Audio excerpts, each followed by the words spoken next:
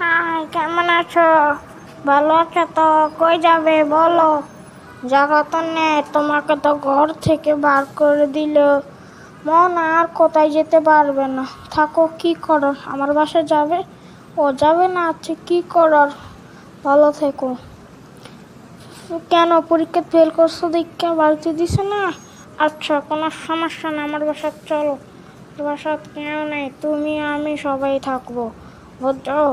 আর মন দিয়ে পড়ালেখা করো, আমি তোমার আম্মুকে আর আব্বুকে বুঝাবো, বুঝেছ? পরীক্ষা ফেল করলে কিভাবে? তুমি না সব সাবজেক্টে ভালো করতে। কি ও পোলাপানে ঘুষ দিয়েছে? পোলাপানে স্যারকে মিথ্যা অপবাদ দিয়ে তোমাকে মারছে? ও আচ্ছা আচ্ছা আচ্ছা, এটা তো খুব তোমার সাথে খুব বেইমান হলো, তাই না? এটা সব দোষ স্যারেরা হচ্ছে কেন? উনি ঘুষ নেবে কেন?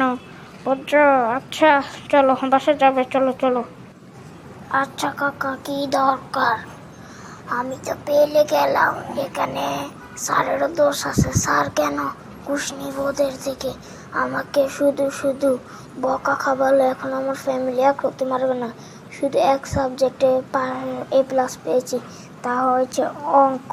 বাকি সাবজেক্টে ফেল, শুধু ফেল। সব দোষ স্যারের। এই স্যার না থাকে ভালো। কেন এই স্যার এই দেশে আছে? দেশের নাম বদনাম হয়, দেশের জনগণ নষ্ট।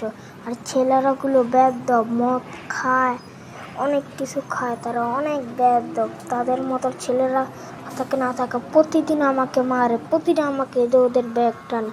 ওরা খুব খারাপ ছেলে, বুঝছেন কাকা? ওদের দিয়ে দেশটা কোনো হবে না। ওরা বাবার টাকাতে ফুর্তি করে, ফুর্তি করে। ওরা দেশে কোনো কিছু করবে না। বড় হলে বাবাকে লাথি দিয়ে ঘর থেকে বের করে, ওরা কিছু না। আচ্ছা কাকা, চলেন আপনার বাড়ির যে কি করার, এখন তো ফ্যামিলি বুঝবে না। আপনি